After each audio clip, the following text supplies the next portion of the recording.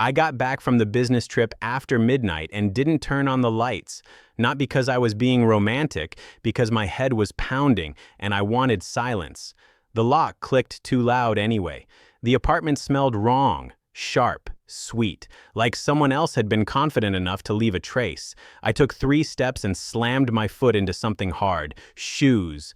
I swore under my breath and looked down. Not boots, not sneakers, slim heels tipped on their sides like they'd been kicked off in a hurry. Women's. Definitely not my wife's. She hated anything that made noise when you walked. My pulse spiked. Fast, hot. The kind of heat that crawls up your neck before your brain catches up. I didn't stop. I didn't hesitate. I walked down the hallway, jaw clenched so hard my teeth hurt. Every step felt louder than the last. In the kitchen, 2 wine glasses sat in the sink. One had a lipstick mark, bold, careless. My wife never wore that color. I pushed open the bedroom door and turned on the flashlight. The beam cut across the bed, sheets twisted, pillows scattered, a body shifted. But it wasn't a man, it was a woman I recognized immediately. My wife's best friend, hair messy, makeup smeared, wearing my t-shirt like it belonged to her. She squinted at the light and smiled. "Oh," she said, lazy and unashamed, "you're home." That's when I heard the bathroom door open behind me, bare feet on tile, and my wife's voice, tight, angry, already defensive. "Why are you standing there?" Something snapped in my chest, not quietly, not politely. Whatever this was, it wasn't going to stay in the dark. I turned slowly. Too slowly. My hands were shaking, and I didn't bother hiding it. My wife stood in the doorway, wrapped in a towel, hair wet, eyes sharp like she'd already chosen a side, and it wasn't mine. "For real?" I said, my voice coming out louder than I meant it to. "That's what you ask me?" She glanced past me at the bed, at her friend. No panic, no shame, just irritation, like I'd walked in during a private phone call. "It's not what it looks like," she snapped immediately. Too fast, too practiced. The woman on the bed laughed, actually laughed.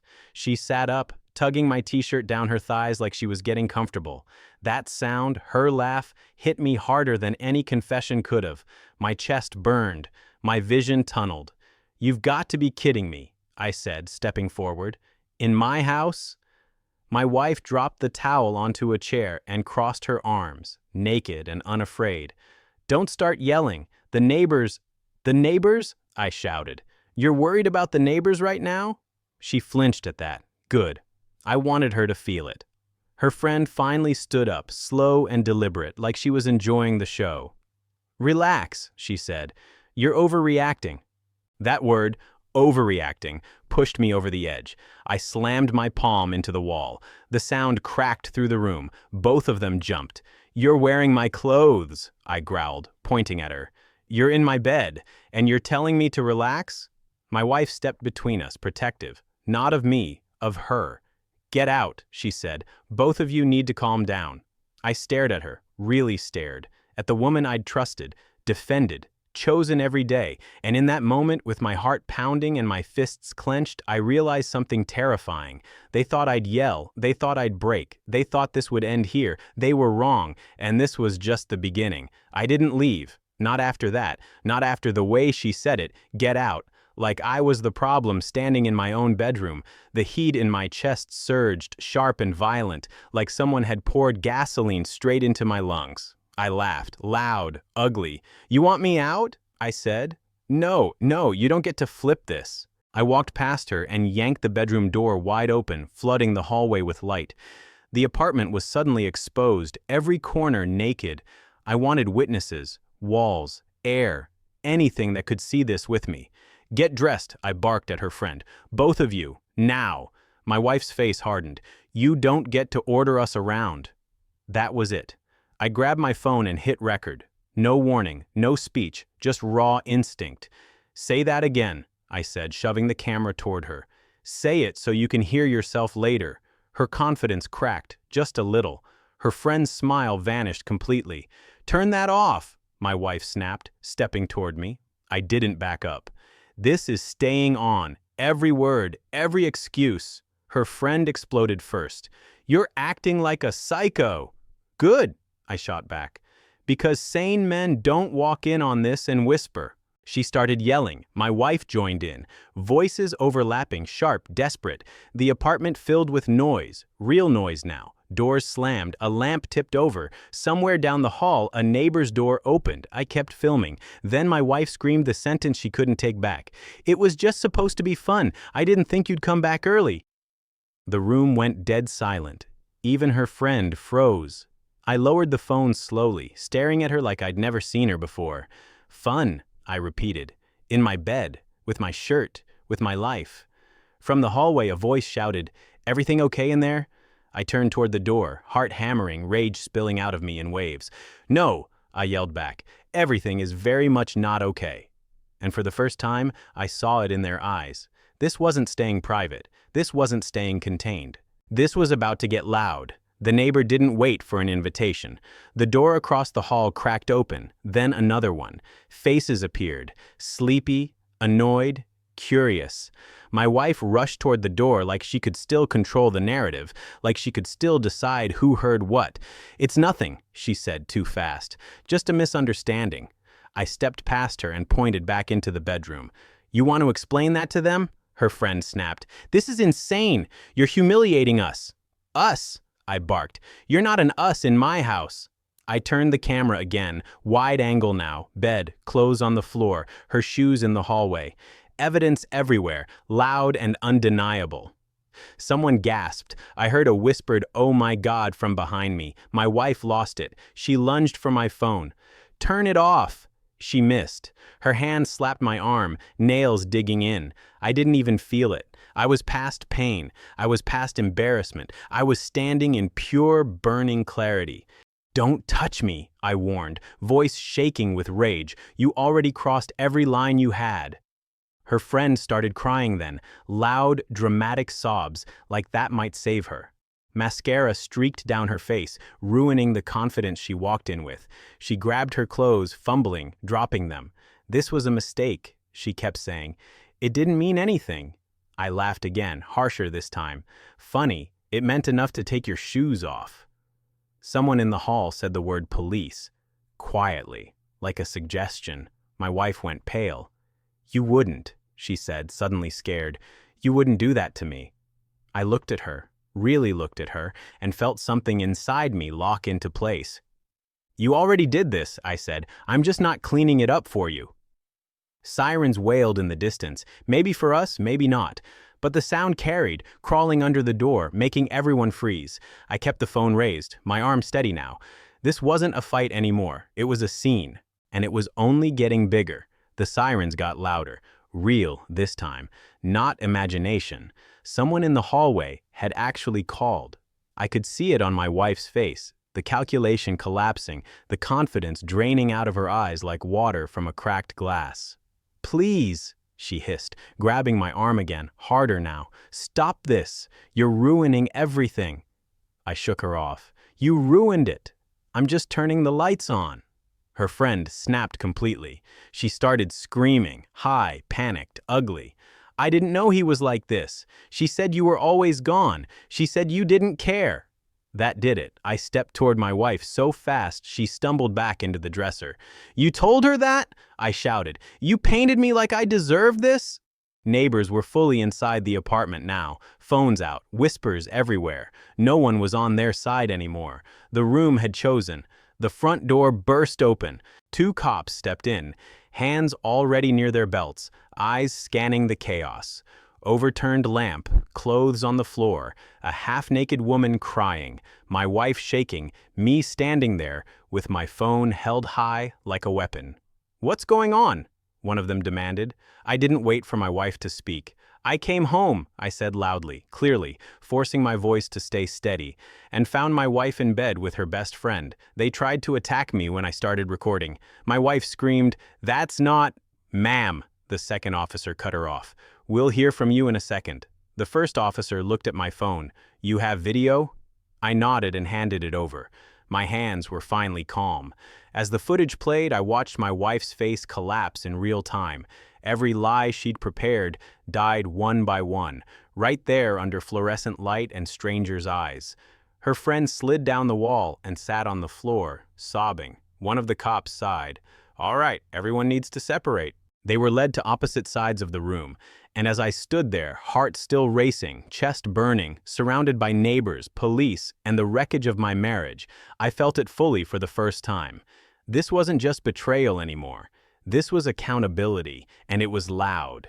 They tried to talk over each other, both of them, desperate, loud, contradicting every sentence they'd just said. My wife was crying now, real tears or strategic. I couldn't tell. Her friend kept wiping her face, mascara streaking down like war paint melting off. The cop raised his voice. "One at a time." Silence snapped into place. My wife pointed at me with shaking fingers. "He's violent. Look at the wall. He slammed it. He scared us." I laughed, sharp and bitter. "You want to show them the part where you grabbed me? Or should I play that too?" The officer looked at the mark on my arm. Red, nail-shaped, fresh. He didn't say anything, just nodded slowly like he'd already filed it away. Her friend suddenly panicked. "I don't want to be here," she blurted. "I was told they were basically separated. She said he hadn't touched her in months." Every head turned to my wife. "What?" I said quietly, too quietly. "You told her that?" My wife's mouth opened, closed, opened again. Nothing came out. The neighbors murmured. Someone whispered, "That's messed up." Someone else shook their head. The cop exhaled hard. "All right, here's what's going to happen. You," he pointed at my wife's friend, "are leaving. Tonight. You don't come back." She nodded frantically, grabbing her bag, hands shaking so badly she dropped her keys twice. Then the cop turned to my wife. "And you," he said, slower now, "might want to think very carefully about what you say next." She broke, fully. "It was a mistake," she screamed. "I was lonely. He's never home. I didn't think it would blow up like this." I stepped forward, unable to stop myself. "You didn't think I'd walk in," I shouted. "You didn't think I'd see. You didn't think I'd fight back." The room felt like it was vibrating. The second officer cleared his throat. "Sir," he said to me, "do you want to press charges for assault?" My wife's head snapped up. "What?" I looked at her, really looked at her, for the last time as my wife. "Yes," I said. No hesitation. "I do." The word landed heavy, final, and in that moment, with everyone watching, with her life cracking open in front of strangers, I knew. This wasn't rage anymore. This was justice, screaming at the top of its lungs. The word charges sucked all the air out of the room. My wife staggered back like she'd been slapped. Her mouth opened, then twisted into something ugly, fear mixed with rage. "You can't do this to me," she shouted. "After everything I did for you," I snapped, completely. "You did this to yourself," I roared. "You invited her into my bed and thought I'd apologize for walking in." The cop stepped between us, firm now. "Sir, step back." I did. Barely. My fists were clenched so tight my knuckles burned. They took her statement first. I watched from the side as she talked fast, hands flying, story changing every 30 seconds. Lonely, misunderstood, one-time mistake.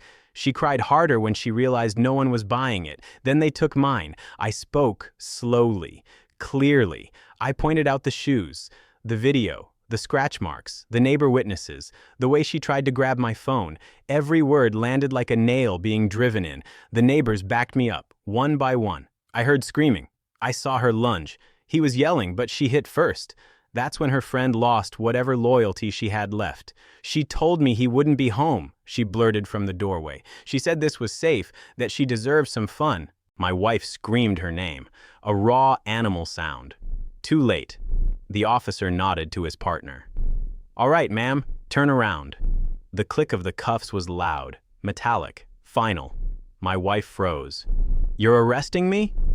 "For domestic assault," he said calmly, "and we'll let the court sort out the rest." As they walked her past the neighbors, past the open door, past the life she thought she controlled, she looked at me, eyes wide, begging, furious. "This isn't over," she spat. I leaned in close, voice shaking with leftover fire. "For you, it is." The door slammed shut behind them, and the silence that followed wasn't peaceful. It was the sound of something burning down for good.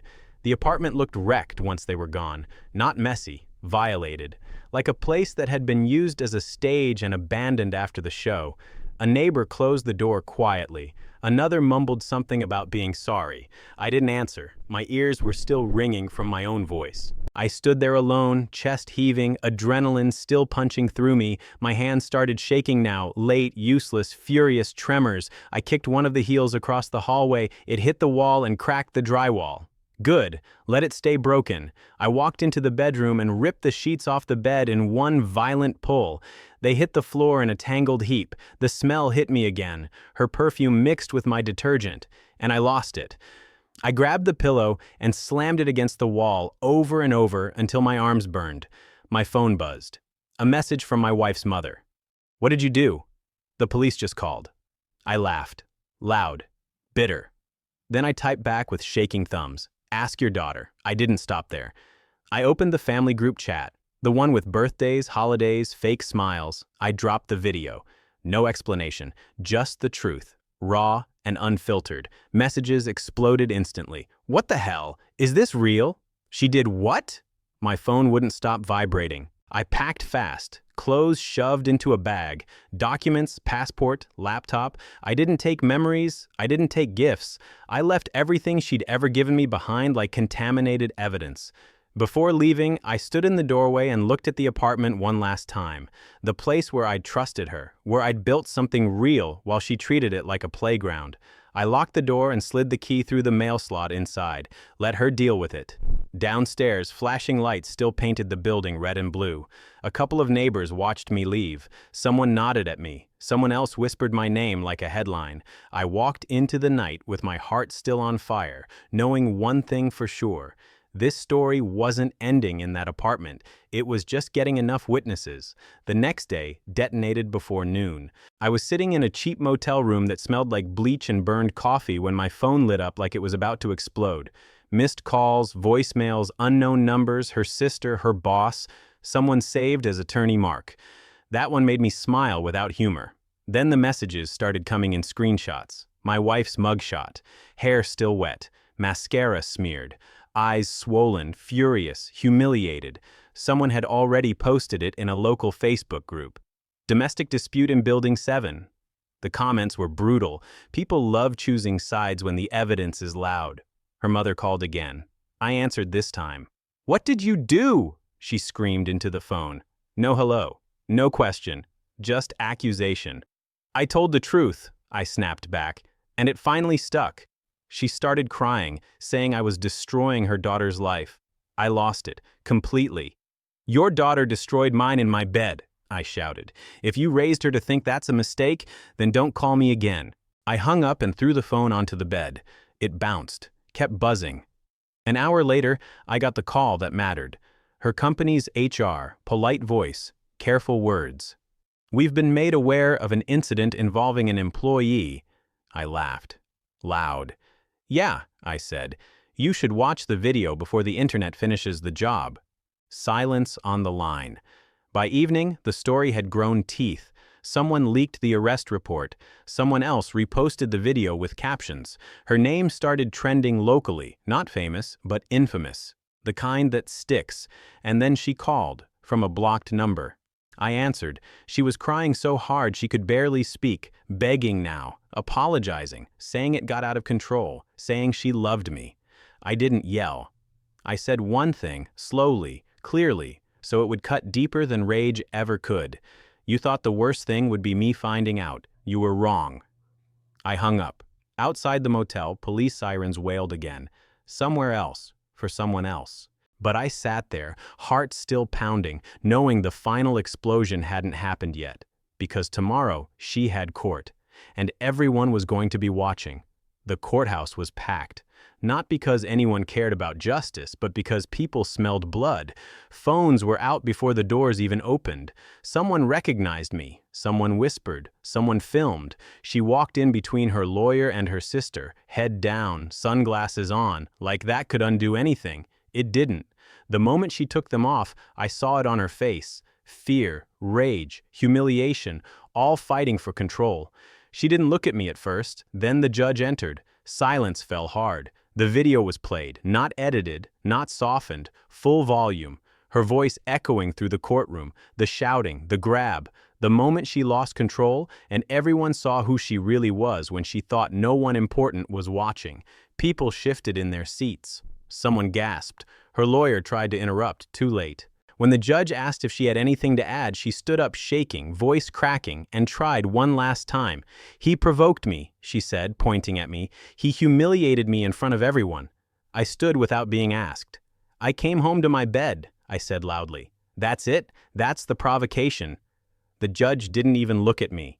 He was staring at her now, cold, finished.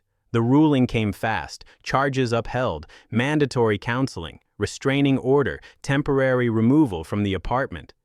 Her lawyer leaned in and whispered something that made her knees buckle. Outside, cameras waited, questions flew. I didn't stop walking.